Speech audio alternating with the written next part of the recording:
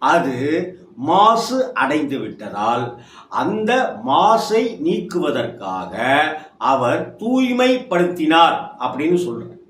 வேதங்களை தூய்மைப்படுத்தியதால், சுத்தப்படுத்துறது தான், தூய்மைப்படுத்துறது தான் பரிமளம். இந்த ரங்கநாதர் வேதங்களை அப்படி தூய்மைப்படுத்தியதால பரிமள ரங்கநாதர் அப்படின்னு பேர். எவ்வளவு அழகான பேர்லாம் வச்சிருக்காங்க பாருங்களேன். ஆழ்வார்களால மங்களாசாசனம் செய்யப்பட்ட கோவில்கள்ல இந்த திருஇந்தலூர் திருத்தலமும் ஒன்று. மகா புண்ணிய கஷேத்திரம் அப்படின்னு சொல்லக்கூடியது. அதே போல இங்க இருக்கிற தீர்த்த குளம் அப்படிங்கிறதும் இந்திரனால் சந்திரனால் உருவாக்கப்பட்ட தீர்த்த குளம். பிரம்மா முதலானவர்கள் வழிபட்ட வரம் பெற்ற கஷேத்திரத்துல இந்த திருஇந்தலூர் அப்படிங்கிற கஷேத்திரமும் உண்டு அப்படின்னு சொல்லப்படுது. பிரம்மாண்டமான திருக்கோவில். எங்க